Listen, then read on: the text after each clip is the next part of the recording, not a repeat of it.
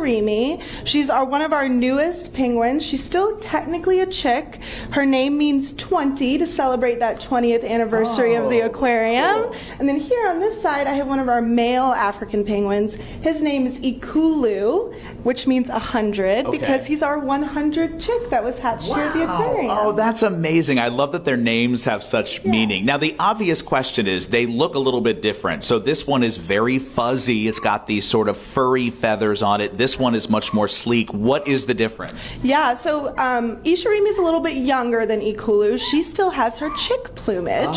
So these feathers would have been all over her body when she first hatched, and as they age, they start to lose them and get their juvenile plumage, which looks a little bit different because it's actually waterproof. Oh, that's what it is. Okay, so whenever a penguin chick is young, it's going to have that kind of furry, fuzzy look to it. Yes, because they're not actually waterproof when they first hatch. Mom and dad actually take care of them and make sure they stay nice and warm and don't get wet. And you can kind of see she's got like a little, I said she looks like me because I got a bald spot on the back of my head. She's got one on her back. That's just because they're falling out now. Yes, so it takes about, when they're around 70 to 90 days for them to lose all of those chick feathers. And you're going to see it happen slowly, so that's why she has that little bare patch. Yeah. Oh my goodness. Okay, buddy, look, I know that we're talking a lot about her and you're getting a little jealous, but we're going to share the spotlight.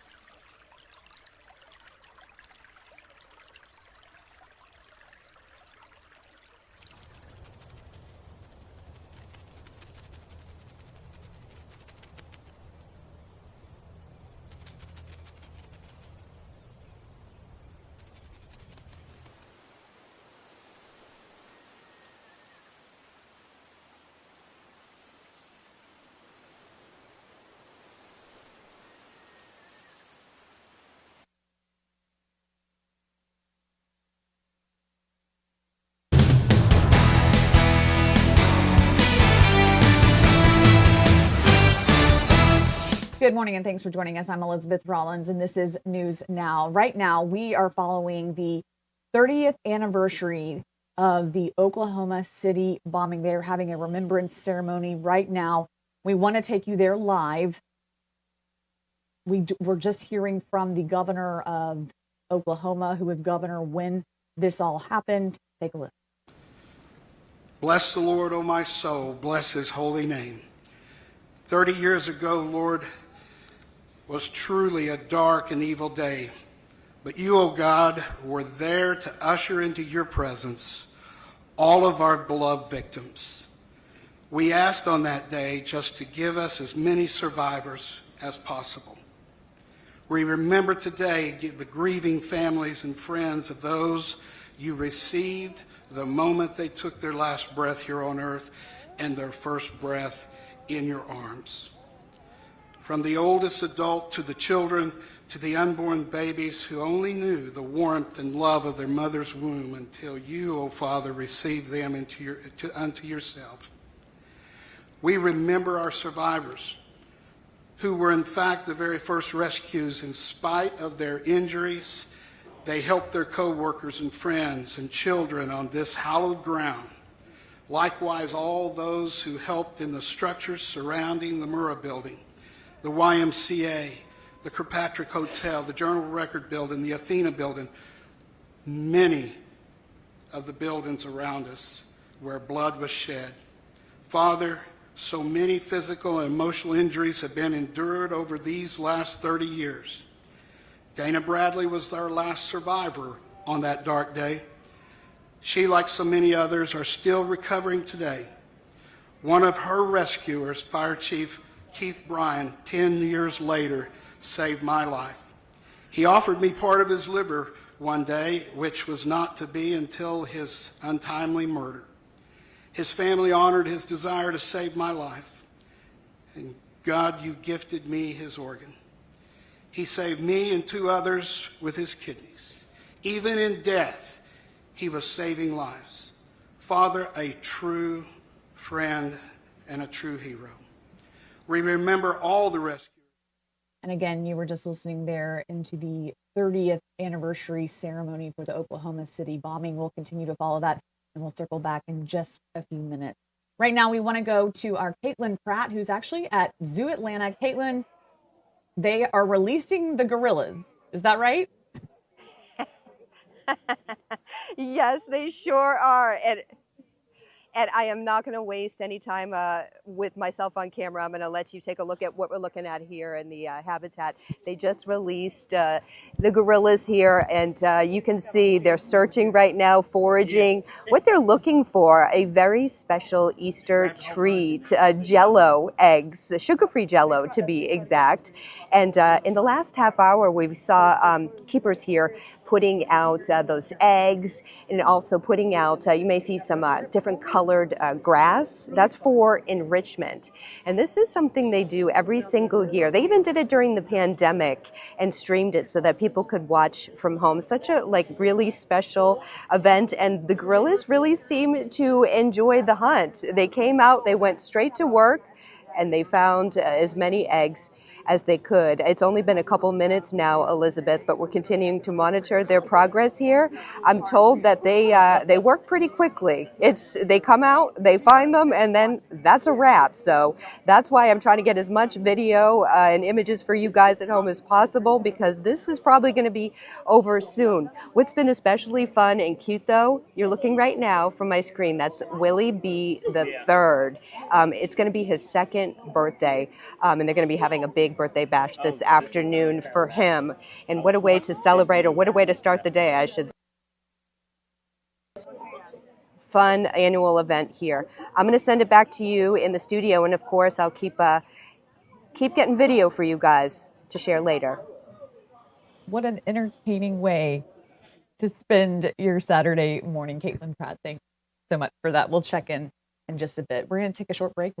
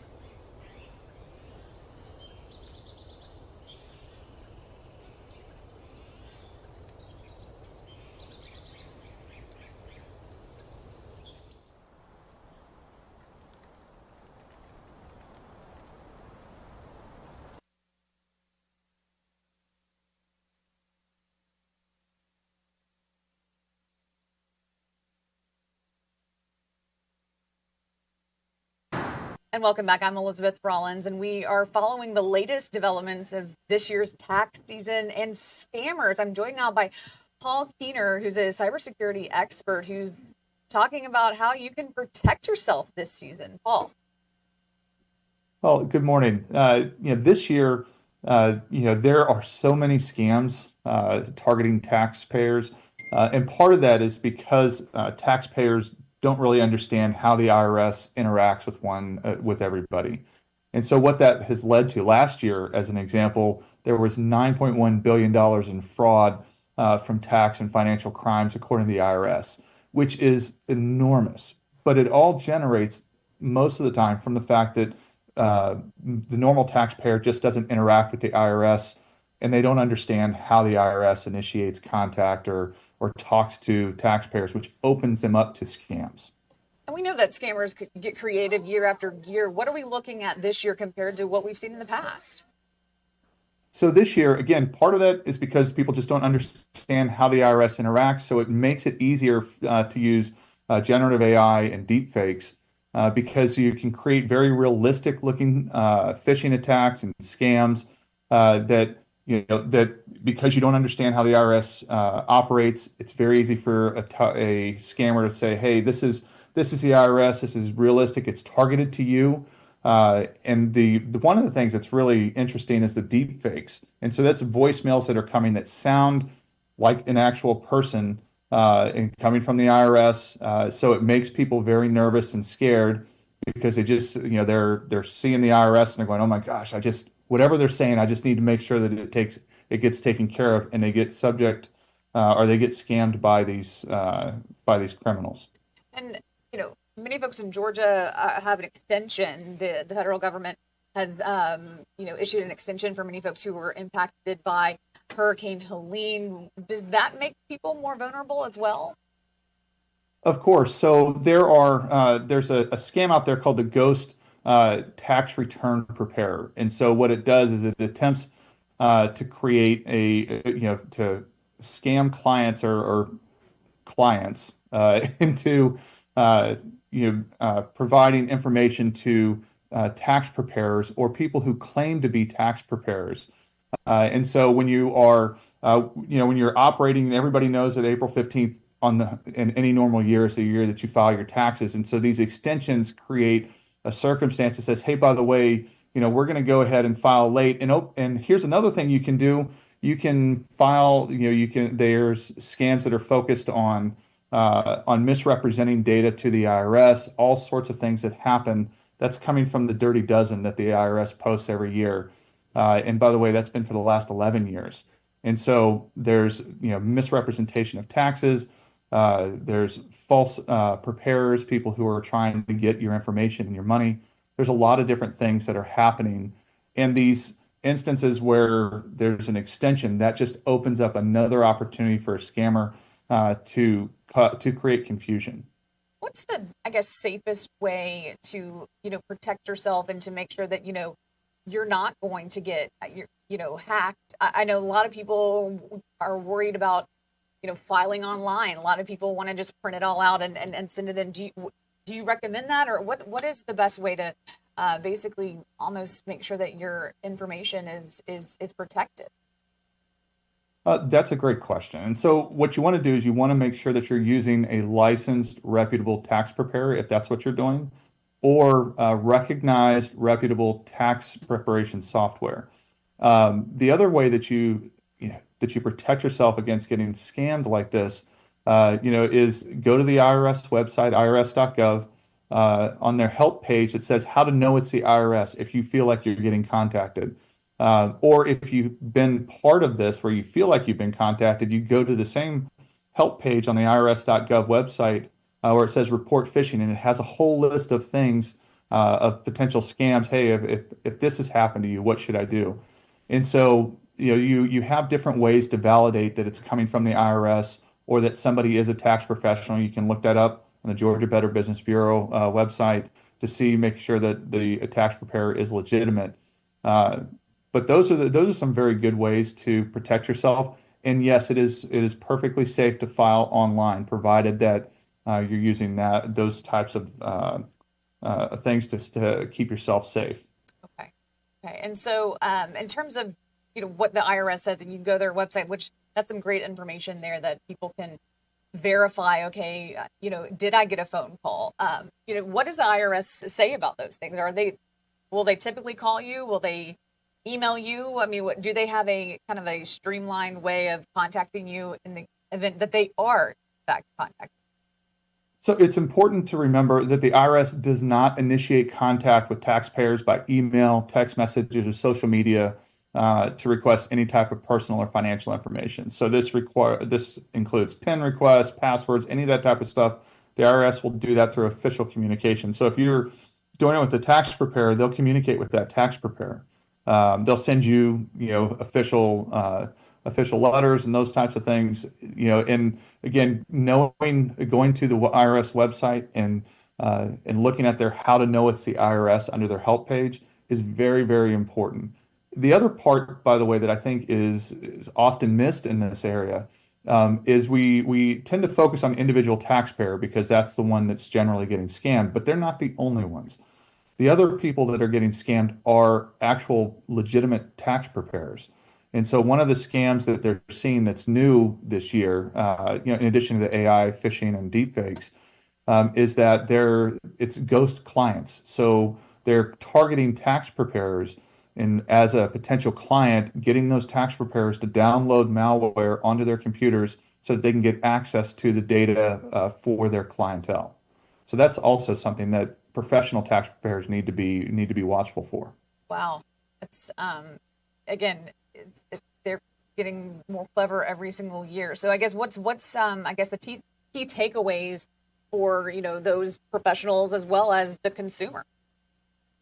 So key takeaways: one, always if you're dealing with the IRS, go to the IRS's website and see how they communicate and what their processes are. Knowing how they do that will remove the mystery. It will remove the opportunity to be scammed.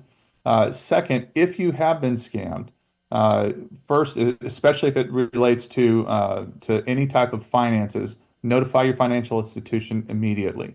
Also, notify the IRS that something's happened with your tax return, with your Social Security number, and you can also file a claim on identity, or or go to identitytheft.gov and let them know if you feel like your identity's been stolen.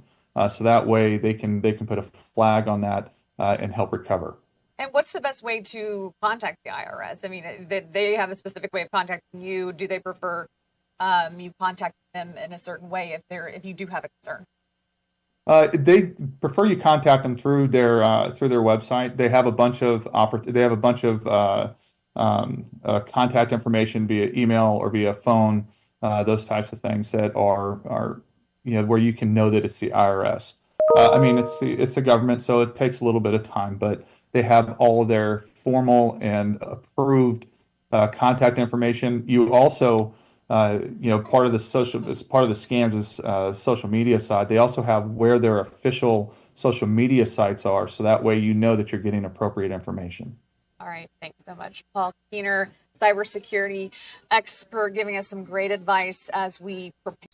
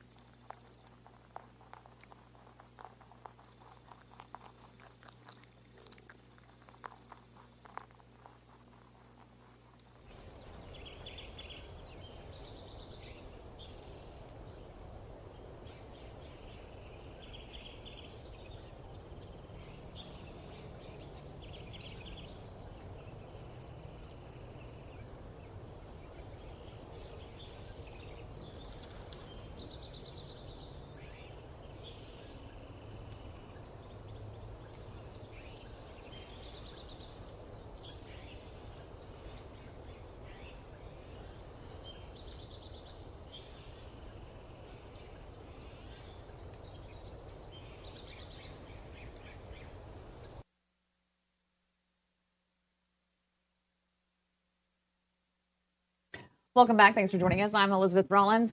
We want to go to Alex Forbes, who's tracking a beautiful Easter weekend forecast. Yeah, Elizabeth, beautiful, but rather warm for this time of year, no doubt about it. Already up to 69 here in the city, 70 in Covington, 69 over in Eatonton, 69 in Athens, 68 in Blue Ridge, and 70 up in Gordon County. Some more clouds back into Mississippi, Louisiana, back down into Texas. That's going to roll our way tomorrow. The storms and stuff up in Arkansas, Missouri are going to stay to our north and are not going to be a concern for us. But for the day today, expect a mix of sun and clouds. Temperatures in the 70s here shortly, and then 80s for the majority of the afternoon. A breeze out of the south-southwest at 10 to 15 miles an hour. Gusts potentially upwards of 20. Take a look at these city-by-city temperatures. 86 in Tucker this afternoon, 87 in Conyers, 87 here in Atlanta, 86 in South Fulton. That 87 here in the city will put our record high temperature of 88 in jeopardy. So I'm not forecasting to break that, but I am forecasting to come pretty close, and especially down on the south side, it would not surprise me at all to mix in a couple of 90-degree temperatures before all is said and done.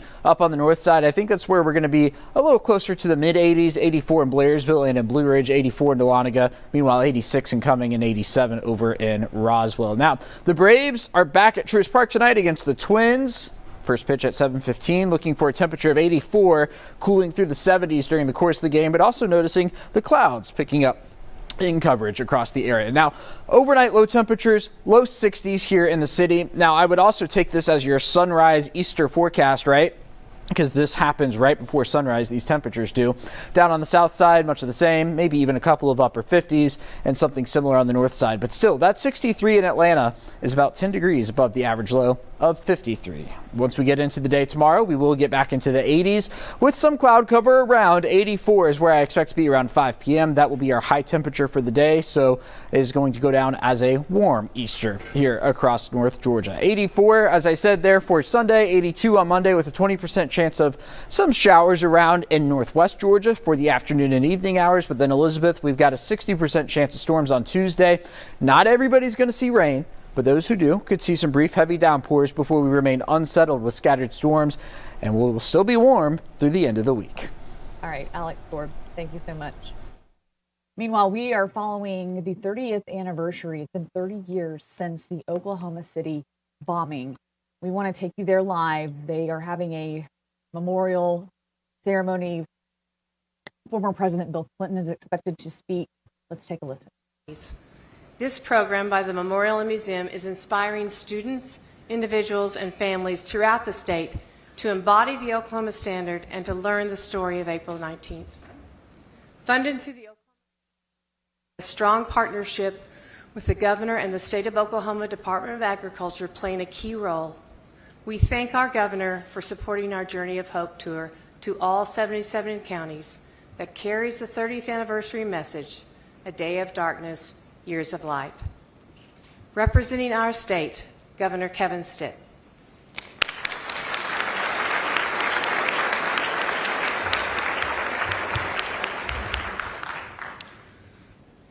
Thank you so much, Dr. Chambers, and thank you for your words, Mayor. We gather here today with heavy hearts and unwavering gratitude as we mark the 30th anniversary of the Oklahoma City bombing, an act of unimaginable violence that changed our city, our state, and our nation forever. On April 19th, 1995, at 9:02 a.m., 168 innocent lives were taken from us. Among them were children, government workers, veterans, mothers, fathers, and friends. But amid that heartbreak, something powerful emerged.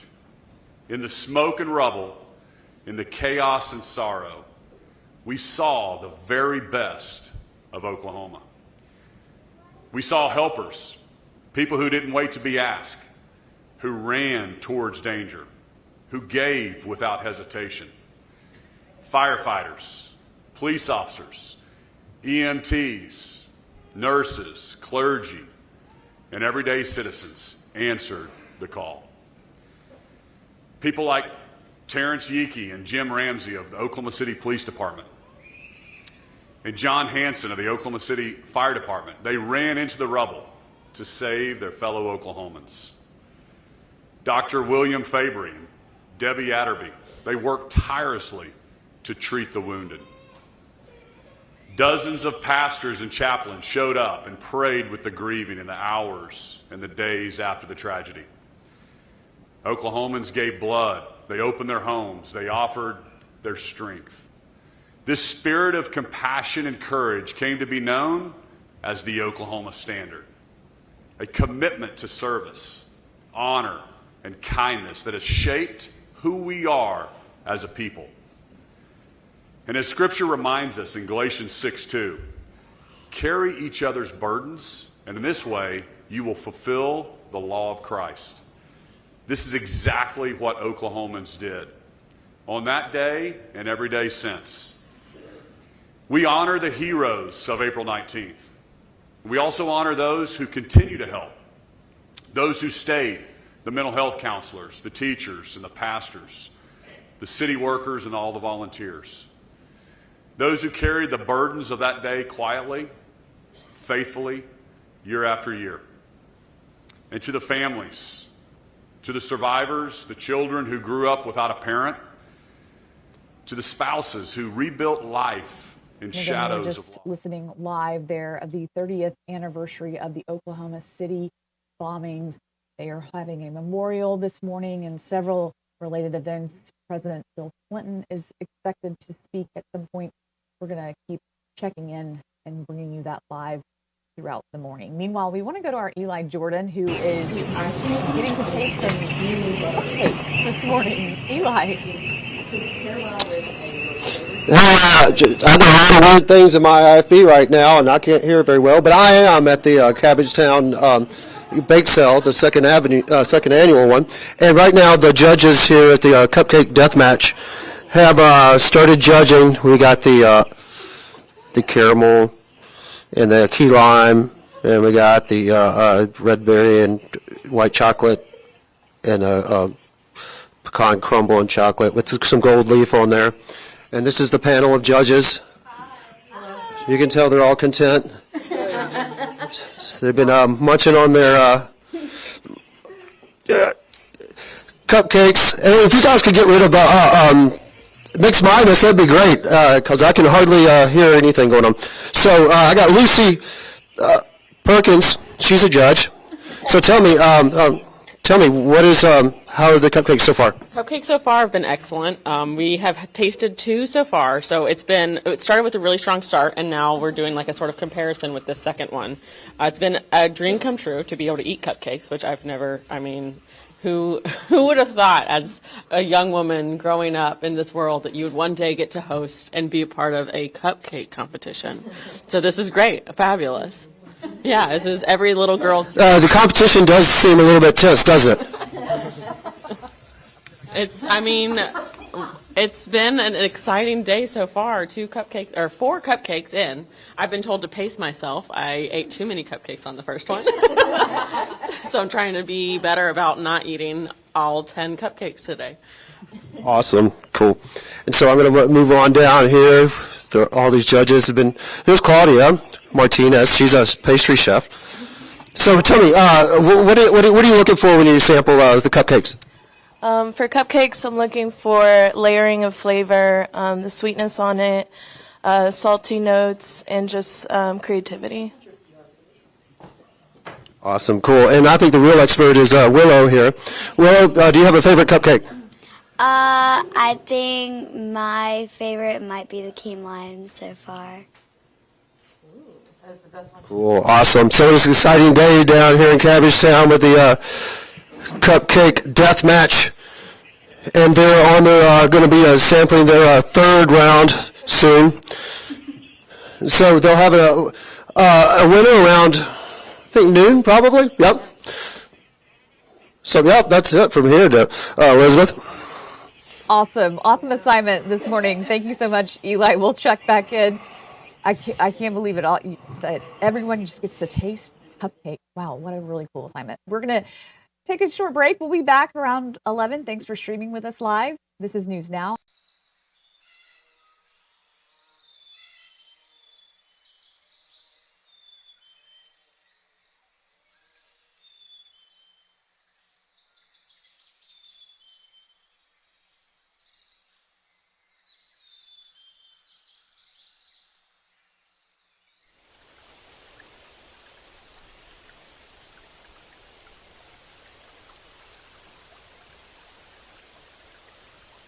with Buck memories, and there are plenty to choose from.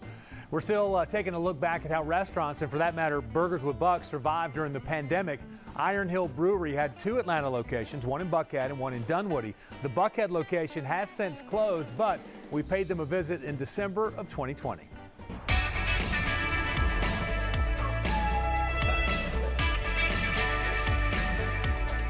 All right, this week, Burgers with Buck, we are back in Buckhead. We're at the Iron Hill Brewery, which is a brand new spot just opening this week. Carrie joins us now. Carrie, how are you today? I'm doing fantastic. Buck, how are you? Doing great. Tell us a little bit about this place. What's the concept of this brewery? All right, well, we are a craft kitchen scratch brewery. We originated in the greater Philadelphia, Delaware area, and we're just so excited to be here in Buckhead. We were slated to open in August, and we're just thrilled that we're being able to open here in 2020. What a cool spot. What a cool location right here in Buckhead. Obviously, we want to talk about this burger, but you guys, it's a brewery. You guys make beer here too, right? We do. We make all of our beer in-house. Very nice. I got a couple other things on the table. Just tell us about them real quick. We have some, looks like some kind of egg rolls. Those are our Philly cheesesteak egg rolls. They pay homage to our roots in Philadelphia, Delaware. Classic cheesesteak egg roll, or cheesesteak ingredients.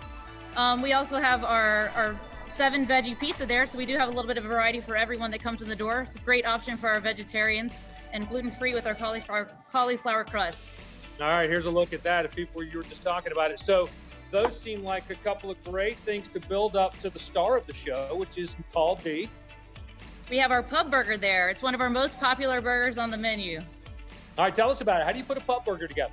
All right, we have our griddled onions, our bacon. It has 2 cheeses, Monterey Jack, smoked Gouda to give it that nice smoky flavor, and then our homemade Iron Hill pub sauce. All of our burgers are served on a potato roll, so that is also